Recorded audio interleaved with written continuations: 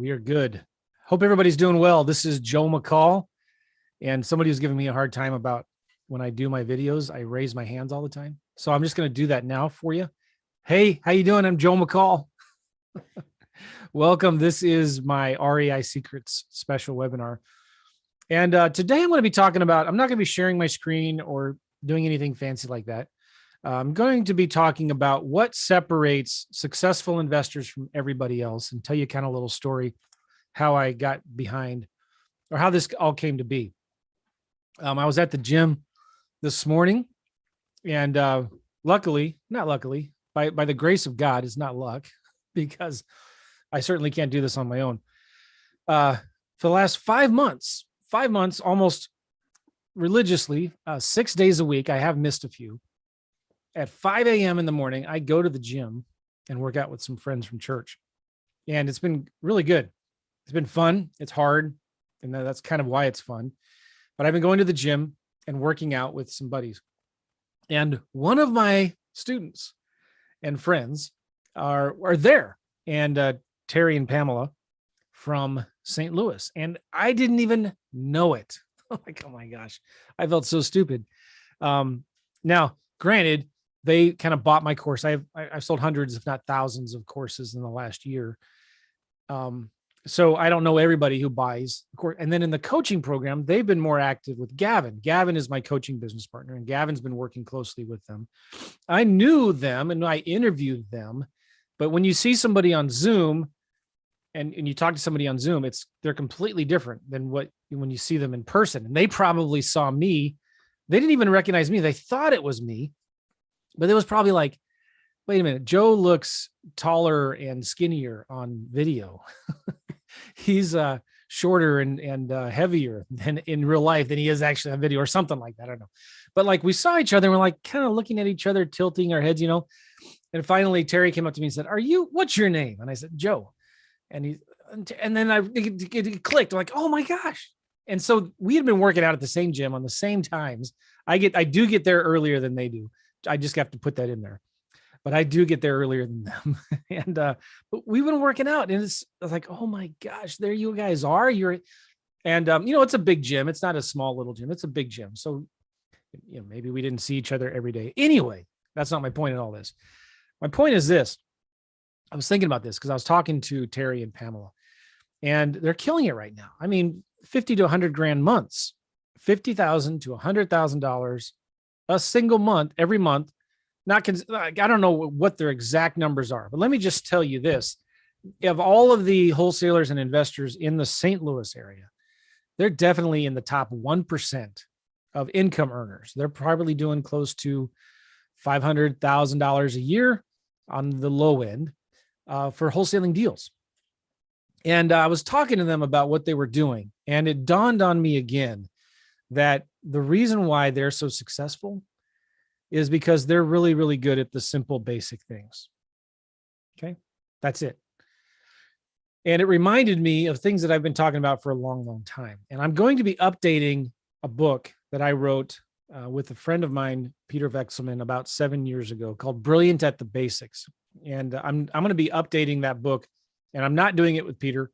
Peter and I don't work together anymore. But I've thought about this a lot. What makes somebody successful like Terry and Pamela and doing a lot of deals in a competitive market when so many investors I know in St. Louis and across the country are struggling? They're struggling to make money. They're struggling to do deals. And it really comes down to, it's not rocket science. There is no secret. In fact, this is the number one secret in real estate investing. You ready? You want to know what the number one secret in real estate investing is? There is no secret. There's no magic formula. There's no secret list. There's no magic course that you have to buy. It's just the people that are doing deals are good at the simple, basic things.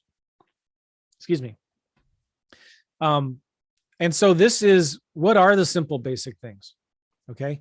The simple, basic things are of what I'm going to be talking about in this video here. And I'm also going to be talking about this in future videos going forward.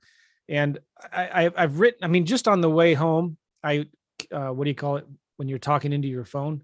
So I'm not texting and driving.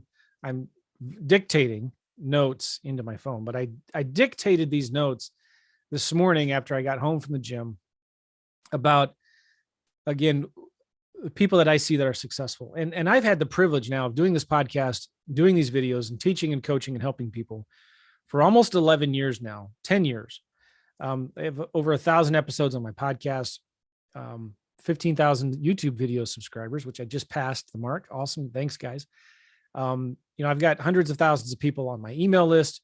I've done over 10 million podcast downloads. I've had the privilege of getting a platform of sharing my story, sharing the things that are working for us in our business and doing deals, and what I see a lot of other students doing. And so I've also had the privilege and the struggle, the challenge of helping people and pouring out, like giving them everything they need. Like, okay, this is what you need to do. Just do this and this and this. And they never succeed. They never do anything. And in fact, I don't know what the exact numbers are, but I do know that only less than 5% of people actually ever go through a course and complete a program. Let's just double that. Let's say it's 10%. 10% of people actually even go through a course. How many people who go through a course, like, go through the complete course or read the entire book or watch all the videos, how many of them actually do deals? I don't know, it's probably half. So we're looking at, on the high end, maybe 5% of people that buy one of my programs or read one of my books actually go out there and start doing deals and start making money. It's frustrating to me. I just don't get it, but I understand, because I used to be that way. And sometimes, okay, yeah, people need to buy several programs, or maybe what I teach isn't for them. Maybe my style doesn't resonate with somebody. Maybe because I'm more technical and like, okay, do this stuff, and I'm really good on the computers or whatever. And then that's not what somebody needs. Somebody needs another coach who's more raw mindset. Yeah, you can do this, right? Like I tell people, listen, if you want mindset, if you want the raw, and you want to believe in yourself that you can do it, go to YouTube and look up Tony Robbins and watch all of his videos, and he'll get you in the right mindset or something like that, right? But, I never felt like I'm good at that. I'm not good at teaching the mind stuff, although it's super important. I understand that. I'm more into, who cares how you feel? If you want to do deals, do this and then this and then that. And I might show you how to do a technical thing of go look at Zillow to find leads. And I'm going through it fast because I'm thinking, listen, if you don't have to learn how to do everything like this. Just give this video to a VA and they'll do it for you. But anyway, I've seen a lot of people struggle, and definitely by far more people struggle in this business than actually succeed and make money. And I think this is not just true for real estate. It's true for everything. Vast majority of franchise owners fail. Vast majority of people who start a business fail. Even going out and getting, spending $50,000 to $100,000 on a college degree is no guarantee for success either. I mean, how many people do you know who go get a degree, get a ton of college debt, finish school, and are out there making barely living, making hardly any money, right? It's frustrating. It's sad. So what is the difference? What is it that keeps people from succeeding and not succeeding? And I think it's more than just the mindset, although maybe that's a large part of it. Because I think we all know what we need to do. We just don't do it. We all know what we need to do. We just don't do it. I had one time in Denver, Colorado, I had two students on like 1 or 2 days apart call me and complain about not working for them. It's not working. And this was probably 7-8 years ago. And back then, everybody was complaining about how competitive and hard it is. And I'm hearing the same thing today. So I've been through the market high, the collapse, and the climb back. So I've almost 1 or 2 market cycles, whatever, right? And I've heard the same complaints, and I've made them myself. The market's too hot. It doesn't work. It's too competitive. It's too hard, right? So I had one student call me and say, this isn't working. I've got tons of buyers. That's the easy part. I can't find any sellers. There's no sellers out there willing to sell. And then like the next day, another guy called me from the same market and said, listen, I got tons of sellers. That's easy. I got lots of sellers, but no buyers. Did I get that right? It's the opposite of what whatever the other guy said. It was the opposite. One had plenty of buyers, no sellers. The other one had plenty of sellers, no buyers. And I was like, oh my gosh, I cannot believe this. I wish I could have recorded their phone calls. So obviously I put them together. I said, you two need to talk because there's some kind of disconnect here. One of you is having lots of sellers and one of you isn't having any sellers. So figure it out.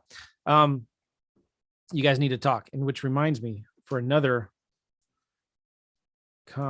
collaboration versus competition. So there is no such thing as competition in this business. It's only collaboration. And so I've been thinking about this, like, okay, why weren't those students successful? Why are Terry and Pamela crushing it, doing deals in a competitive market? Even St. Louis may not be as competitive as Nashville or Denver or San Diego or Washington, D.C. or whatever, but it's the same thing. I mean, people here in St. Louis, it's more competitive than it's ever been, right?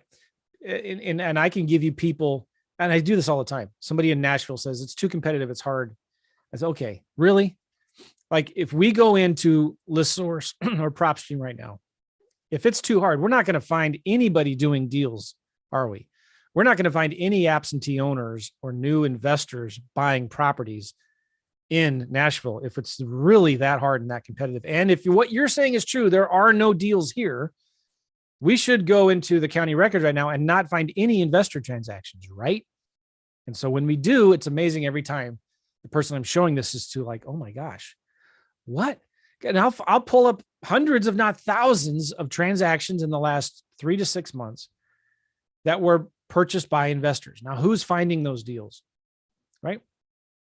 The people who get it. And I'm telling you right now, the people who are finding those deals, who are making the money when everyone else is complaining that it's hard, they're the people who are brilliant at the basics. Does that make sense? So I'm thinking about this, and as I was driving, I was dictating into my phone all of these thoughts and ideas, and I'm wanting to write a book about this. And I'm going to, right now, all my notes are they're kind of disjointed, and I'm going to be combining them.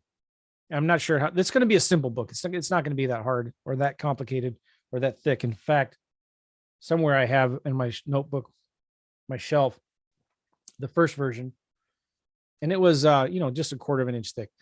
But what are the simple basic things? Okay, Joe, get to the point.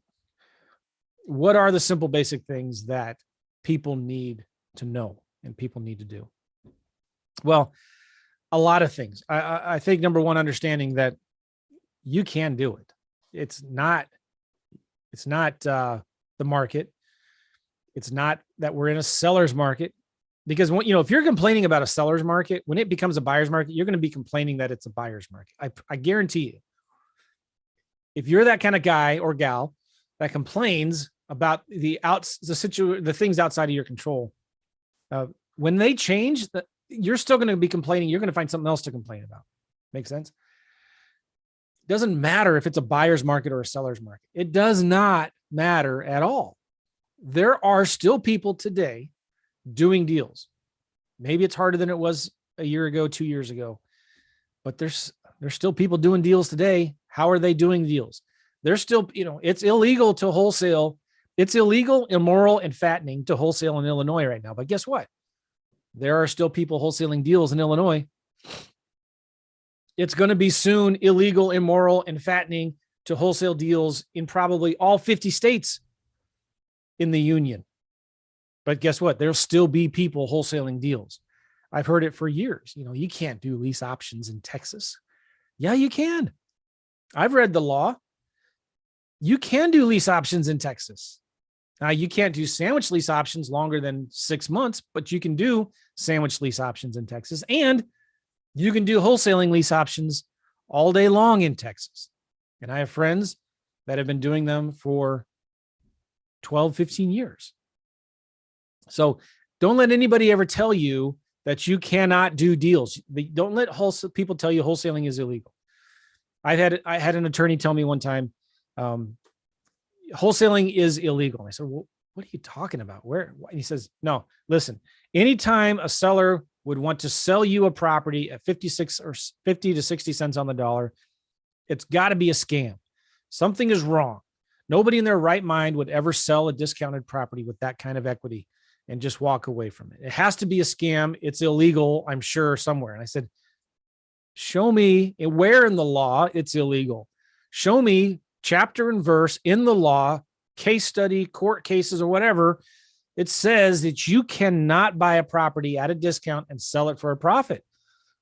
Well, it's just, that's too much profit. Where does it say that in the law? How much profit you can make and how much you can't make? Like, people are ignorant. Some people are stupid. Most people are ignorant and they just don't know. They think, well, it was on a late night infomercial. It's too good to be true. It must be.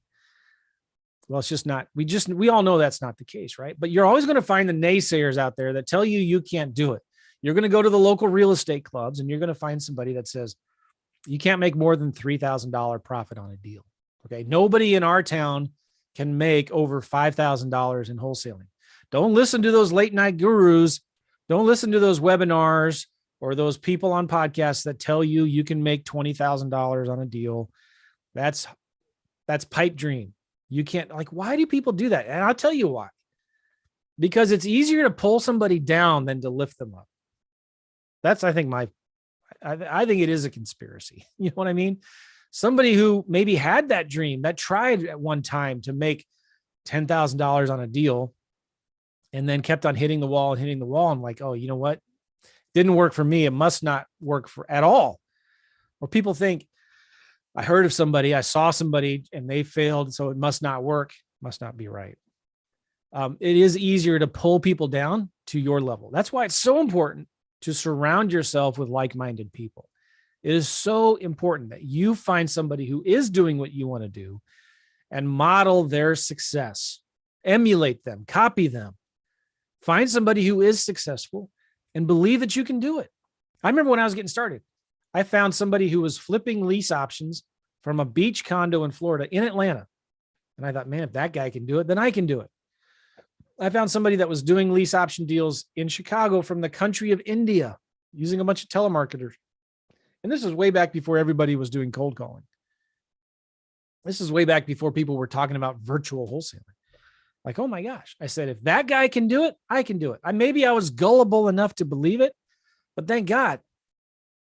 If I can see somebody else doing what I want to do, all right, I'm going to hone in like a missile and I'm going to find out what they're doing and how they're doing it. And I'm just going to model it. I'm going to copy it. I'm going to do what they do. So I remember when I hired one of my first or second coaches, like I'd gotten to a point where I'd spent tons of money on programs and courses, and I needed to hire a mentor who could just kick me in the butt and tell me what to do. And I flew down to his office. Excuse me for 1 second here. I flew down to his office and I said, listen, can I just spend a day with you? And I just want to learn how you do what you do. And I knew in my mind, all right, I'm not going to treat this like a hobby. I can't, if I want to make money in this business, I can't treat it like a hobby. I have to treat it like a business. And so I said, can I just hang out with you and see how you do this, how you treat this as a business? He said, yes. I gave him some money, a lot of money, hung out with him. And I thought, oh my gosh, it's not that hard. It's really that easy. I remember it was such a huge revelation to me, like how easy this business actually is and how simple it is to complicate it. So let's just keep it simple. Let's get good at the basic things. So what are the basic things? I think it all starts with a drink of water. Hold on. It all starts with understanding the numbers, I think. Well, I think it starts with your mindset, obviously, right? Like you got to believe that you can do it. Don't let people tell you no. You got to believe that it can be done and that you can get it done yourself. There's nothing special about Terry and Pamela, although they're awesome and they work out a lot and they're ripped, right? Even Pamela, like she could probably beat me up and turn me into a pretzel. Like, all right. But there's nothing special about them except they just believe that they can do it. And they're like, if that pudgy guy, Joe, can do deals, then there's no reason why I can't do deals. You see what I'm saying? You picking up what I'm laying down? Are you smelling what I'm stepping in, as they say, right? Like, okay, so they just believe that they can do it. That's number one. You got to believe that it can be done. You got to believe that you can make $10,000 wholesale profit on a deal on average. You need to believe that. You need to start expecting it and asking for it. Because if you're like, wholesaling is illegal, immoral, and fattening, and I can't do it because so-and-so said you can't. Well, how much money have they made in business, period? How many deals have they done? Have they ever wholesaled a deal? Have they ever tried? What are they doing now? How much money do they make a year? You got to be careful who you get your advice from. Make sense? Don't get advice from broke people. That doesn't make any sense at all. Why would you do that? Don't take advice from family and friends, even though they love you and they have your best interests at heart. Don't take advice from them when it comes to business. Come on, right? So you got to believe that it can be done, and you have to believe that you can do it. You don't have to be special. You don't have to be college educated. You don't have to be good looking. You don't even have to speak English. If you've got a brain, you can do this business. It really is that easy. There is no other business that I don't know of where you can double, triple your money and make such a fantastic rate of return on your time and money and, than real estate. And I tell you, I've seen so many people that, I brought them on as coaching students, and they were begging me to take them on. I said, no, I don't think this is going to be a good fit for you. I mean, one guy in particular, I won't mention his name, super nice guy, didn't even know how to turn on a mouse. I was like, how do you turn on the mouse?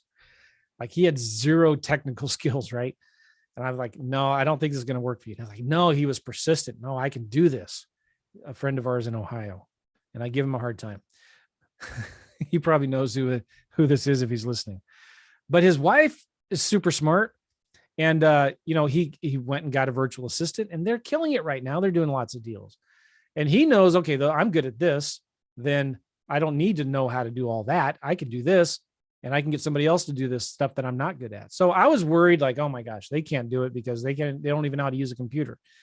No, you know what? We took them on. We've helped people that are elderly, single, widows. And you just think they're not even good on the phone, but you know what? They do deals. They find somebody who is good at the phone. And then I've had people begging, like, and then I'm begging them to let me coach them because I think they're going to be amazing, right? They're charismatic. They're smart.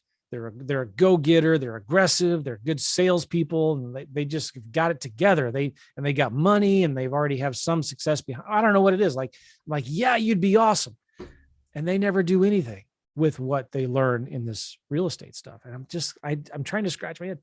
Why are some people successful and some people aren't? So it doesn't matter your ethnicity, doesn't matter your race, your skin color, doesn't matter where you were brought up from, doesn't matter how rich or poor you are, which side of the tracks you came from, who or what you believe in. Although I'd recommend you believe in God because he's real. And hold on a second, I got to turn the fan. He wants to bless you. He likes you. But it doesn't even matter if you're an atheist. Okay. You can do this business, and don't let anybody tell you that you can't. You're a man or a woman.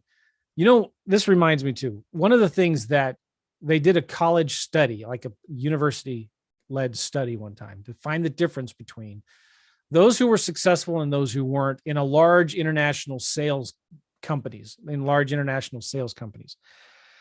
And so they looked at all the people in these organizations that made over 300 grand a year and those that made under 30 grand a year. And they were just asking themselves a simple question. What is it that makes these people, the difference between these people? And they thought maybe it was college, maybe they were a man or a woman, white or black or whatever. And it wasn't any of that. It was not how old they were that made the difference. If they were white or black, male or female, good looking or not, college educated or not, fat or skinny, ugly or pretty. None of that mattered. You know what it was? The one thing that made them different was this: the speed of implementation. The speed of implementation. So when they learned a new strategy or a new tactic on how to follow up with new leads, or, how to sell something or whatever. They were quick to implement it. When they got a new lead in, they were quick to call that lead. They were quick to follow up with leads. They were quick to send, like when you're talking to a lead and you say, all right, I'll send you some information. They were quick to send the information onto that lead. They were fast implementers. That was the number one differentiating factor, the speed of implementation. And I would say this, the speed to success and the speed to income is directly proportional to your speed of implementation. How quickly do you want to make money in this business? Well, how quickly are you going to implement what you learn? We all kind of know what we need to do already, right? You're watching this video, you're on these calls, you're listening to podcasts, going through books and buying courses and all this stuff. You know what you need to do already. You just need a kick in the pants. And you need somebody to tell you, like, what are you doing? Why aren't you doing this stuff yet? For me, it was my wife. Like, I had just spent $13,000 on 2 or 3 credit cards to buy some coaching program that wasn't even any good. And 6 months later, I had not done anything with it. I had not made a dime. I was embarrassed. I was humiliated. My wife was asking me, like, what's going on, Joe? Right? Why haven't you done anything with this yet? And we eventually, fast forward a year or two, I was a professional student for almost 3 years, buying course after course after course and not doing anything. I'd done a few deals here and there. They were bad deals, but I had not been making any money. I finally got to a point where my wife is like, Joe, come on. I mean, she's awesome. She's amazing. She would never threaten to leave me or anything like that. I mean, she's awesome, but like, she probably felt bad for me. Like, my back was finally against the wall. And I was at a point where we were hemorrhaging cash. One time my wife was with our kids driving through at a McDonald's to buy them food, and the debit card got declined. Not the credit card, because the credit cards are all maxed out. But the debit card that goes from a checking account, right? Denied. And she didn't have enough cash. So she had to leave the drive-through with the food there and the kids in the back. Like, mommy, why did we leave it there? Like, we're hungry. Why did you leave the food in the drive-through? Or how about the time when she called me and she's at the Target with the kids in the cart, chaos. She puts everything on there and it all rings up. There's people behind her and the card gets declined, right? And she can't like write a check, and she has to leave the stuff there on the counter and walk away humiliated because this guy here wasn't providing for my family. And somebody asked me at this time, who in your family is suffering because you're not making the money they deserve? So maybe you need to ask yourself that question, right? Who in your family and in your life is suffering right now because you're not making the money they deserve? Here's my point. You know what you need to do. Why didn't I do any deals after spending 13 grand on that coaching program? It's real simple. I didn't implement. I didn't do what they said to do. I kept on saying, well, what if this? What if that? What if this happens? What if the seller says this? What if I can't find a buyer? What if it's a bad deal? What if the seller says yes? What if they say yes to my offer? Or what if I look like an idiot? What if I look like a fool? All these what ifs. I felt like I had to have all my I's dotted, all my T's crossed. And I needed to have the blueprint for the exact step-by-step with all the different scenarios of a deal from beginning to end. There were just so many unknowns and I couldn't handle that. And so I wasn't taking action because I was afraid of failure and I was afraid of success. Well, finally, though, my back's against the wall. We're hemorrhaging cash. We're getting our electricity turned off. My phone is lighting up with bill collectors calling me all day. I had to ask the bill collectors I had to beg them to stop calling my wife at home because it was waking up the kids from their naps. I said, here's my cell phone. Please just start calling me on my cell phone. And then at work, my phone's lighting up at work. And, at the time when the iPhone just came out, you couldn't hide your notifications. So like when somebody called and I'm pretty anal about caller ID, right? So I want to see if it's Chase or City Mortgage or a Discover Card or whoever my banks and creditors were at the time. I wanted to know who it was. And so I had to constantly leave my phone face down on the tables where I used to work as a civil engineer, and I was in a lot of meetings. And so I'd constantly put my phone face down because I didn't want people to see Chase and Citibank and all these debt collectors calling me, utilities. I mean, we'd come home one time on do you mind me sharing these embarrassing stories with you guys? We came home from church one night on a Friday night, and I hadn't paid our electric bill. And we pull up and the garage door opener doesn't work in the car. I'm like, oh, what's going on? The garage door doesn't open. And then I realized, oh my gosh, all the lights are off in the house. And the doors are locked. And by the way, you should make sure if your electricity goes out, you always have a way to get in the house. So luckily, one of the windows, we were able to shimmy through the windows, and we come in and we're like, okay, kids, we're going to go camping inside the house today. And we lit candles and tried to make it fun for the kids. But my wife's looking at me like, Joe, what's going on? And I was at the time too, trying to do real estate, doing more studying than I was doing the stuff. And it's like, I had to make the decision. If I'm going to be a real estate investor and make money doing real estate, or am I going to be an employee, a civil engineer for this company? I need to make a decision. I have to do one or the other. I can't do both anymore. So I decided, all right, I'm going to do deals. And I remember about one more course. And I'm saying all this because we're talking about implementation, right? The most important real estate you'll ever invest in are these 4 inches in between your ears. All right, that's true. But you've got to get it out of these 4 inches in between your ears and onto your hands. Like, you need to actually start doing what you're learning. So my back was against the wall. I'm like, all right, I'm going to buy one more course. And I'm just going to do what this guy says to do. I'm not going to change anything. I'm just going to do what he says to do. I'm not going to try to match it up with this course and match it up with something I like from this course and something I like from that course and this strategy and that strategy. I'm just going to do what they say to do. I'm going to stop asking what if, and I'm going to start asking what next. Do you get that? Write that down. Stop asking what if and start asking what next. I mean, I don't know if you can ask what if all day long, if you don't mind being a professional student for the rest of your life. Go ahead and ask what if. I mean, there's a place for that. We need to, but do you hate money or do you love money? I mean, you shouldn't love money, but you shouldn't hate it either. You know what I'm saying? Do you want to make money or do you just want to learn about how to make money? Do you want to sit on the bench for the rest of your life and be a bench warmer, or do you want to be actually in the field playing and making money and contributing? Do you want to be a producer or a consumer? You got to decide. You want to be a producer or a consumer? And I said that day, I want to be a producer. I'm tired and frustrated with sitting on the sidelines and just hearing about all these other people doing it. So I bought one more course, and it was Chris Chico's course. At the time, he called it Absentee Owner Profits, I believe. And it was all about sending postcards to absentee owners.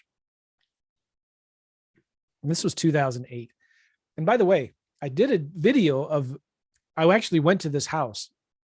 13 years later, I went to this house for the first time that I did. So anyway, I bought, and Chris said, send a postcard to this list, send this postcard, use this script, make this offer, use this contract.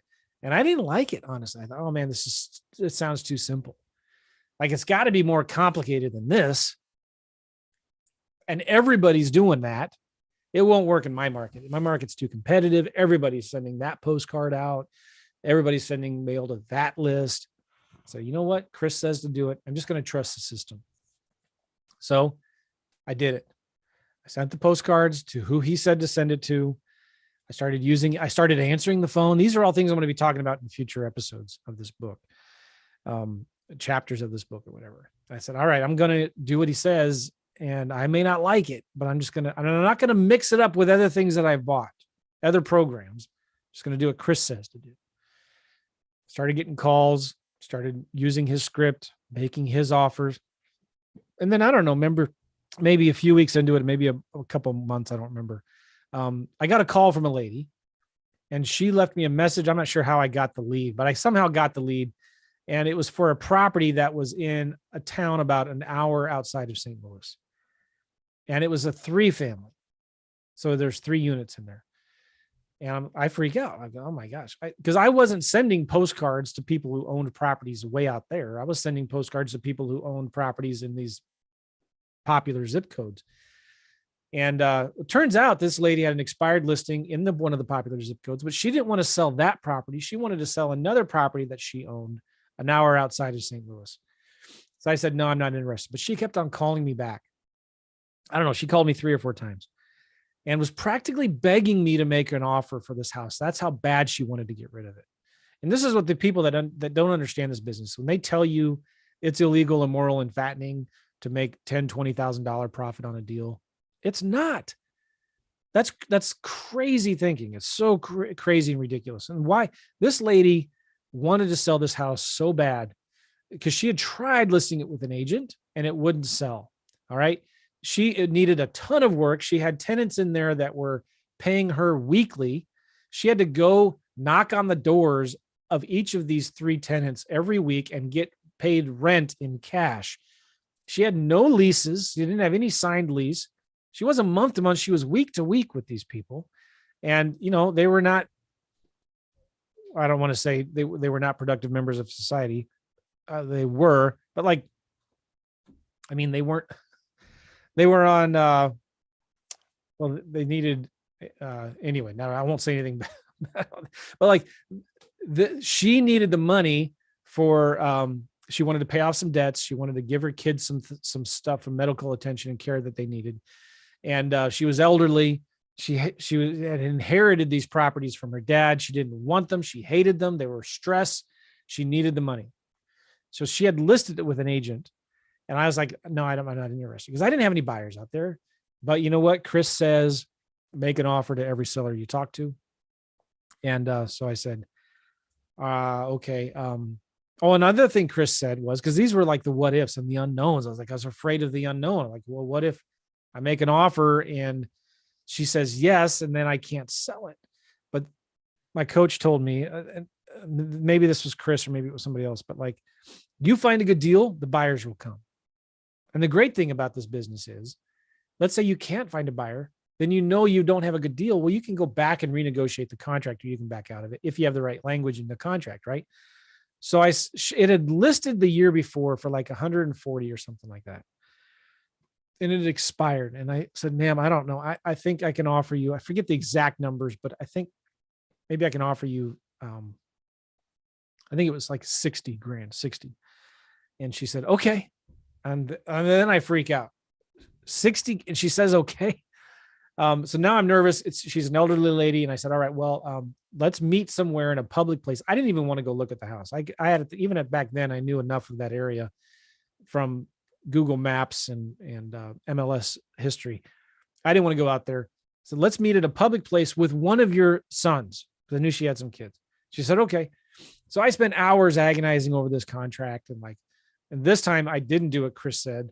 I got all of my other courses and I pulled out all of those contracts, and I looked at all of their contingency clauses and I added them all into my one big contract. And I had so many contingencies clauses in there. They probably canceled each other out. And I had this big, fat, long contract, multiple pages. And I was so nervous, because I have to understand every language, every word in this contract, because she's going to ask me a question about this. And if I don't know the answer to it, then I'm going to look stupid and she's going to walk away. And then her son's going to be there. And he's going to think that I'm this investor that is just taking advantage of old people or what, this crazy stuff. And I sat down with her. I gave her the contract and she signed it without even reading it. And her son is there. I'm like, is this good? Is this all right? And he says, yeah, whatever, dude. I don't know. He's just like, whatever, dude. And so she signed the contract, and I don't know what to do next. So she needed some earnest money. And so I don't remember the exact steps but it turned out I gave her $1,000 earnest money deposit in cash. So number one, you never give a seller earnest money to them. It goes to a title company and the title company holds it, right? And you never give them cash. I gave this seller $1,000 in cash, earnest money. Well, anyway, I bought it for like 60. Now I'm freaking out. Like, what do I do? And I remembered this, stop asking what if, start asking what next. And I thought, all right, well, next thing, Chris says, stick a sign in the yard. So I stuck a sign in the yard. I think I also called a flat fee discount broker and we put it on the MLS or something, but I didn't even need to do that. So I got it for 60 and I sold it for like 75. The next day, I put a sign in the yard and I had a friend do it actually. I got a call from a realtor. Oh my gosh, now I'm freaking out. A realtor's involved. Like what? I don't remember reading this in the course. I told the realtor, I said, listen, I got to explain something to you. I don't actually even own this house yet. I hope it's okay. I just bought, by the way, you should always be honest with sellers if you're new and with your buyers. Like tell them you're new. It's like, because once I told them I'm nervous and I'm new, they're like, oh, okay, well, we'll help you. And they said, relax, dude. He said, this is such a good deal. It's not a big deal. And my buyer's paying cash. So you don't have to worry about all of the bank financing regulations and rules and all of that. And I was like, really? He said, yeah. And I said, well, I don't have any title companies out there. He said, don't worry about it. We'll just use ours.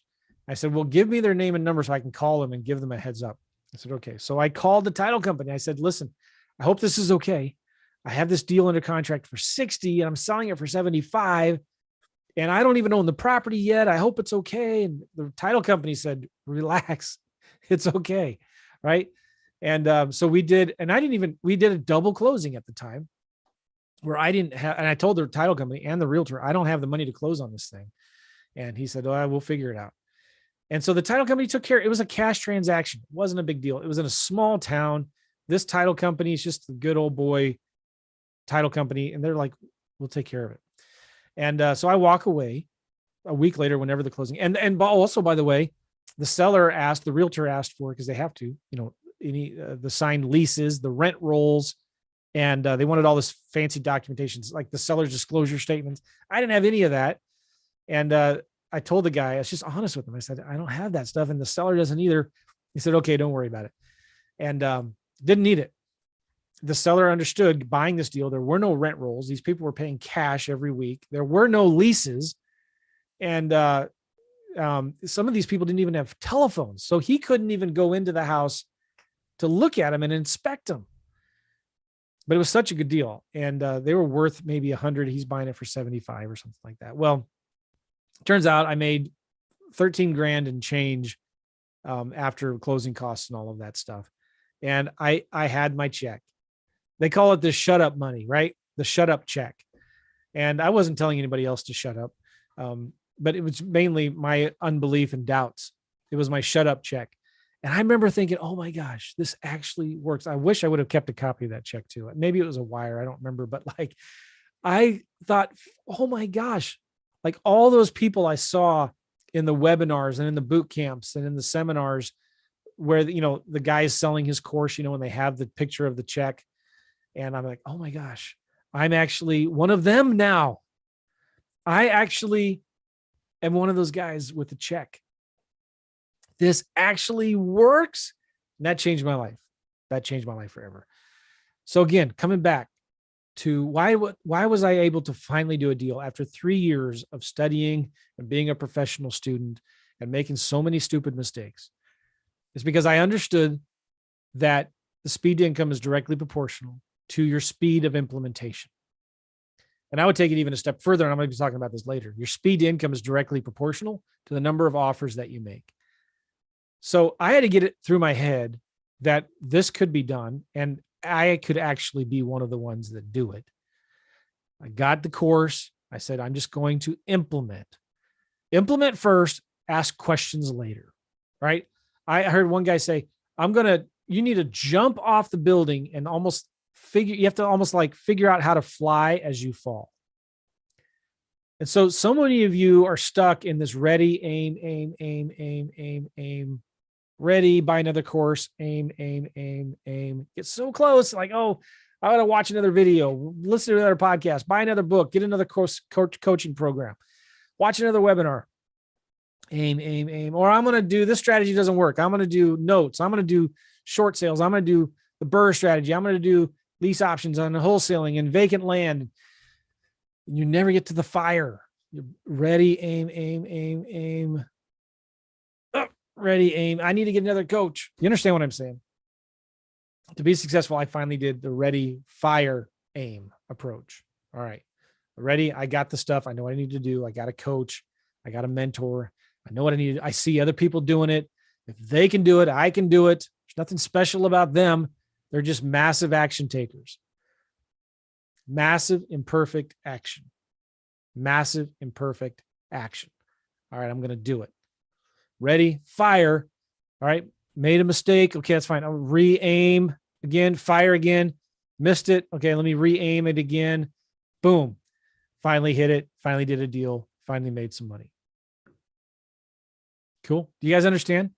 I'm hoping that this inspires you because again, I'm on this journey right now to figure out what is it that separates the successful people from the unsuccessful people from everybody else in this business.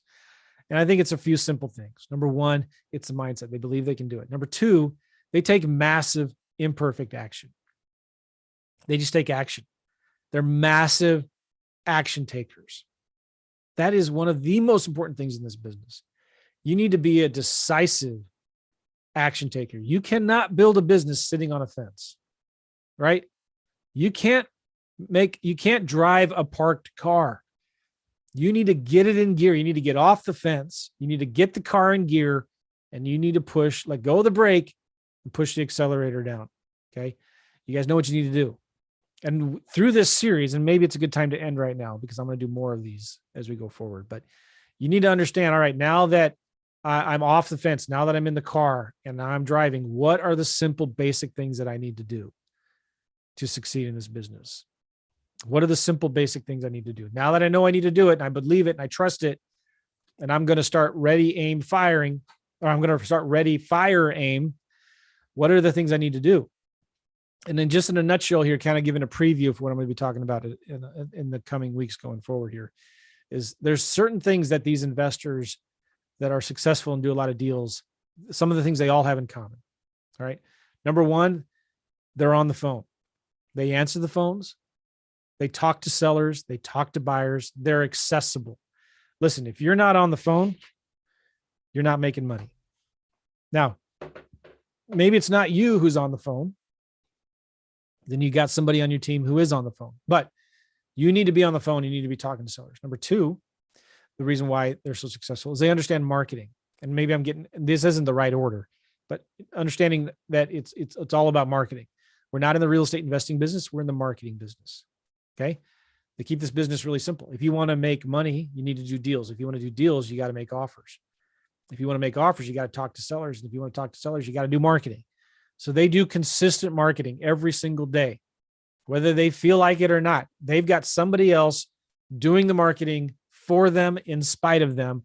The marketing is a machine. It's a system that's going autopilot, always leads coming in.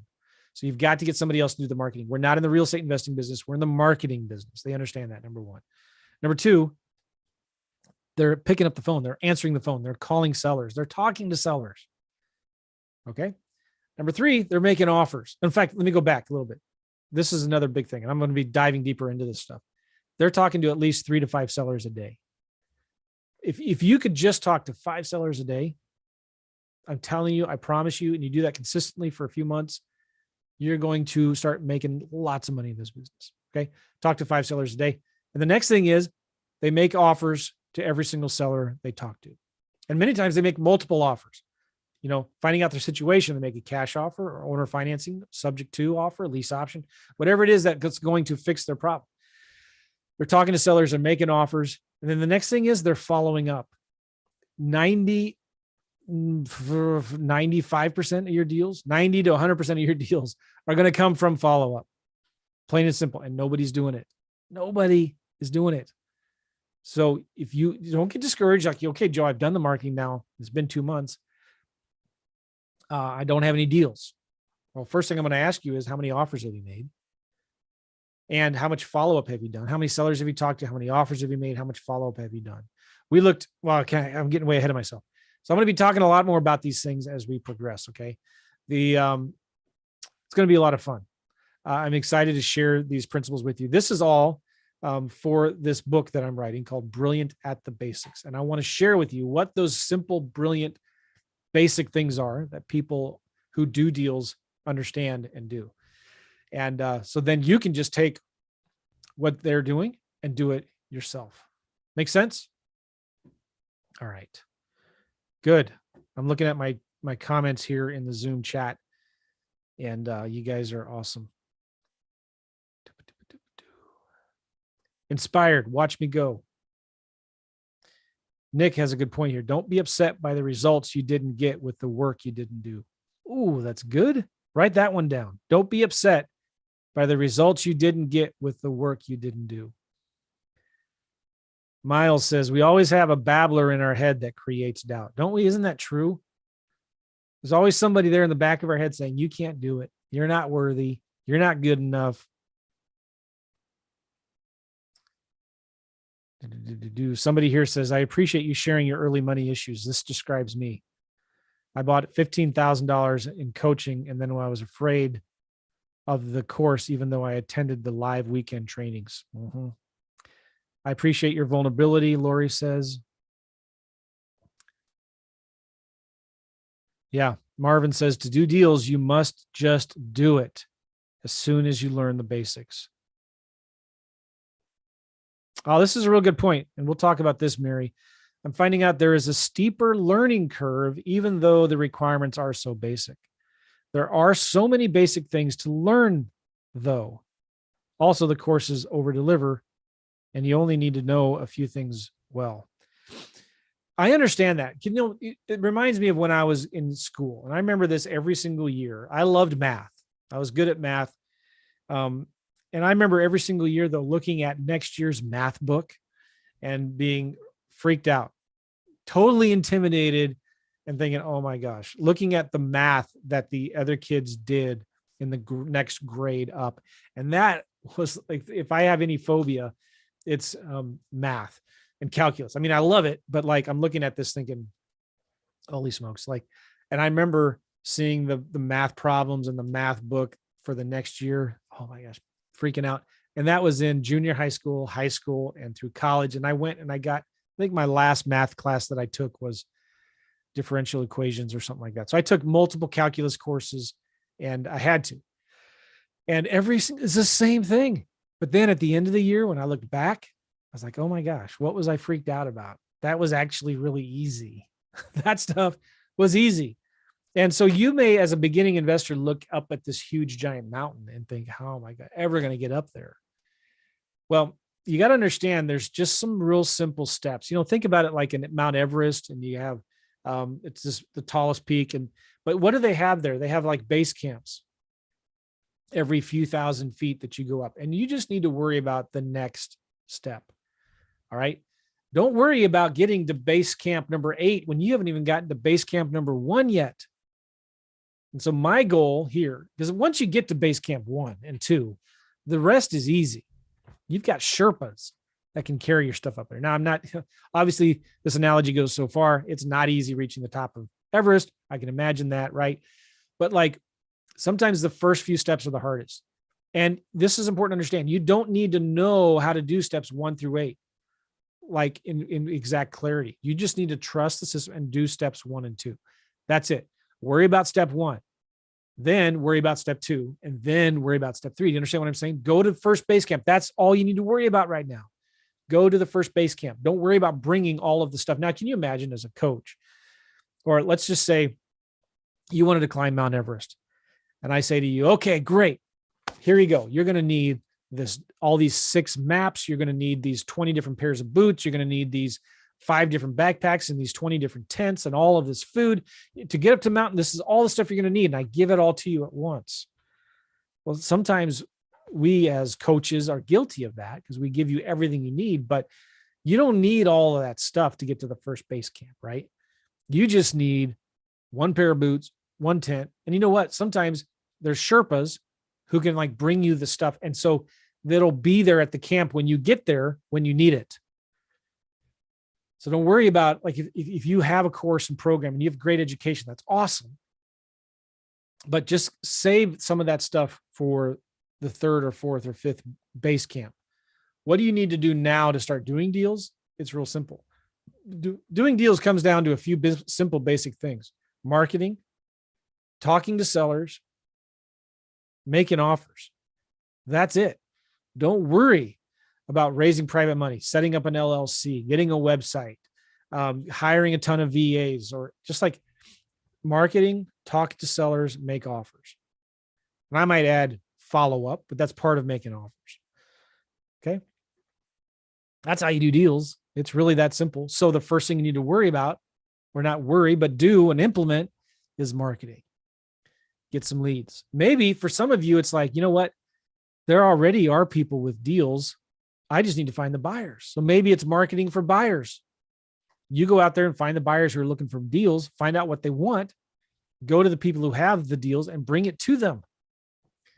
So keep it simple. Just worry about marketing. That's like the number one foundational thing of all of this is marketing. So you need to have a scorecard. You need to have a simple marketing plan of 2 or 3 things that you're doing every single day. And I'm going to talk about that in future episodes, the simple marketing that you can do.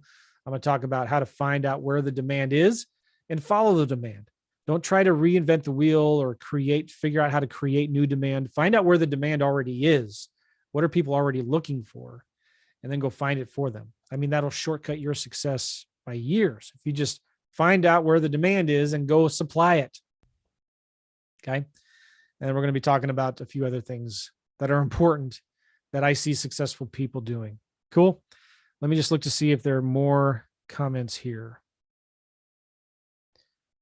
Joe, I'll get to that question again in a minute.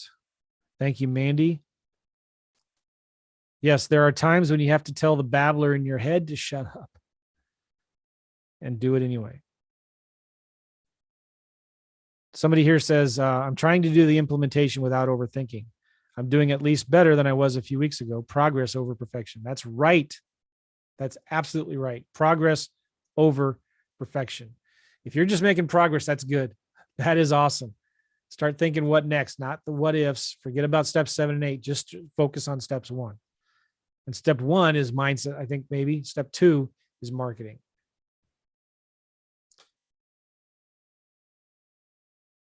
Okay, this is a good question from somebody here.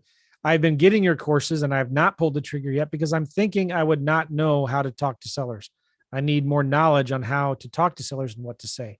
I'm going to be talking about that because this is something that we also overcomplicate way too often. When we talk to sellers, you should be listening 10 times as much as you're talking. So if all you're doing is listening, then you don't need to really worry much about what you're going to say, do you? You just need to ask questions. You need to ask really good questions. And one of the things I'll be sharing with you are some of those good questions to ask.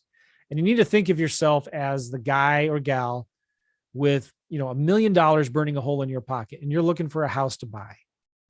And you just need to ask the sellers, why should I buy your house and not somebody else's? Right? So you're just asking questions like, can I ask you a few questions about your house to see if this would be something I would be interested in? And you get the seller to tell you to sell you on the house. Tell me about your situation. What about the house? Is it a nice house in a good area? Why do you want to sell it? Why not just keep it? Why not just list it with a realtor? Why not just fix it up and sell it? Why not just rent it out? Keep on renting it out to tenants. You see what I'm saying? I'm just asking questions. Find out what the seller wants or needs. That's really hard. I mean, it's really easy. It's not hard. Makes sense? Is it possible to complete a deal without a coach? Yes, of course, right? Eventually, I think everybody needs a course. And I'm putting my money where my mouth is because I spend a lot of money on coaches. I believe in coaching. You need a coach. And one of the main ways a coach is going to help you, and this is a good way to wrap this up. One of the best ways a good coach will help you do deals is by helping you keep on refocusing on what's most important. Anytime I have a coaching client, the first thing I work with them on is their marketing plan. All right. So you know what you need to do. How are you going to get there? All right. Let's figure that out. You're going to do deals here or there. What kind of deals are you going to do? All right. So how much money do you want to make a month? 10 grand a month? Okay, good. How many deals is that? 2 deals a month? Okay, great. Now let's say you need 30 leads per deal. That's 60 leads a month. How are you going to get 60 leads per month? Well, I don't know. That's why I hired you as my coach. All right, cool. Maybe there's 20 things that you can do here for marketing. Let's do these 2 things. All right, great. First, just do this one first. And after that's going, then let's add this. Okay, great. So now we got a scorecard. We got a marketing plan. All right, you need to do this marketing every day and this marketing every week. You need to send out 200 letters a week. You need to send out 20 handwritten letters a day. You need to send out 5 emails.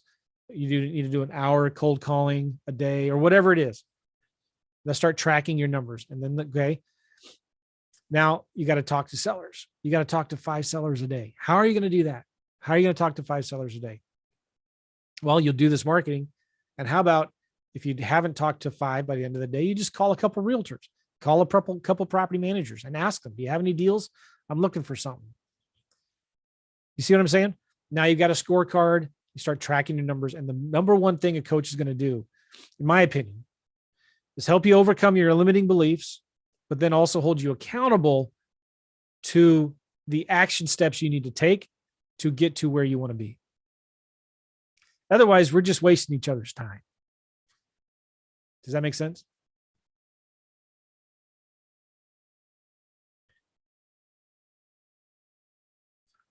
So somebody asked a question about lease options. It's from Joseph. Why use a lease option on the A to B side as opposed to a purchase and sale agreement or a land contract? I think, Joe, it depends on what you're trying to do. Like I've done lease options with a regular purchase and sale agreement. So that kind of doesn't matter what it is. If you have a purchase and sale agreement, what I've done is I've said the closing date will be in 2 years. And I reference the attached lease. I reference a lease. And then we do a lease. And in that lease, it says they're going to lease it for 2 years at this price. Yeah. So I don't know if that answers your question. You can do one document that's a lease option agreement that has the lease and the option in there. Or you could do a purchase and sale agreement and a separate lease. Or you could do an option agreement and a separate lease. There's different ways you can do it. And you may be in a market where land contracts are more acceptable, more common. So do land contracts instead of lease options. I think Michigan maybe is one of those states. Okay. Miles, I don't understand your question here. Why they sell or why the need for cash? I'm not sure I understand that. Why they need to sell? Why do they need the cash now? Remember the story I just told you about the elderly lady? She needed the money now. She needed the cash now for health reasons. And these properties were a huge pain in the side. They were adding tons of stress to her life. She tried selling it with a realtor, couldn't. They needed too much work. There were no leases.